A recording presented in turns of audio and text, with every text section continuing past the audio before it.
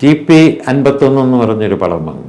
പടത്തെക്കുറിച്ച് സംസാരിക്കേണ്ട കാര്യമൊന്നുമില്ല, കാരണം അത് ഒട്ടും കലാപരമായ സിനിമയൊന്നുമല്ല. ഞാൻ കണ്ടിട്ടുണ്ട്. അതൊരു കലാശൂന്യമായ ചിത്രം തന്നെയാണ്. പക്ഷേ അത് സെൻസറിങ്ങിന് വന്നപ്പോൾ ഉണ്ടായത് എന്താണെന്ന് അറിയോ? അത് റിജക്റ്റ് ചെയ്യുകയാണ് ചെയ്തത്. ആ സിനിമ സർട്ടിഫിക്കറ്റ് കൊടുക്കാതെ റിജക്റ്റ് ചെയ്തു.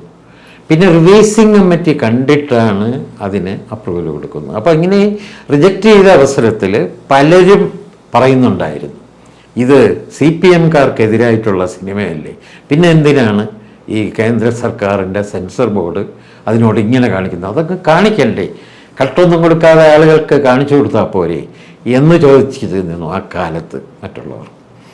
ഇവിടെ എമ്പുരാൻ വന്നപ്പോൾ കൊടുക്കേണ്ട കട്ട് പോലും കൊടുത്തിട്ടില്ല.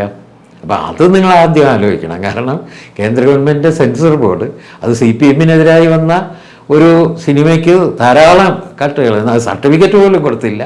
ഇവിടെ ഇവർക്കെതിരായിട്ട് വന്ന പരാമർശങ്ങൾ വന്നിട്ടും അവരതിന് സർട്ടിഫിക്കറ്റ് കൊടുക്കുകയാണ് ചെയ്തത്. കൊടുത്തു, വലിയ കട്ടും കൊടുത്തില്ല.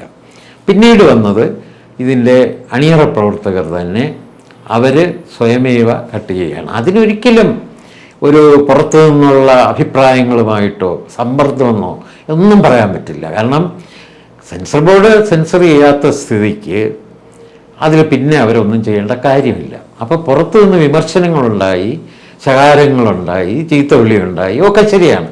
പക്ഷെ അതൊക്കെ ഉണ്ടാവുമ്പോൾ ഇവരെന്തിന് കട്ട് ചെയ്യണം? ഇവരോട് ആരും പറയുന്നില്ല കട്ട് ചെയ്യാൻ. അവർ സ്വയം കട്ട് ചെയ്യുന്നുണ്ടെങ്കിൽ അത് ഭീരുത്വമാണ്.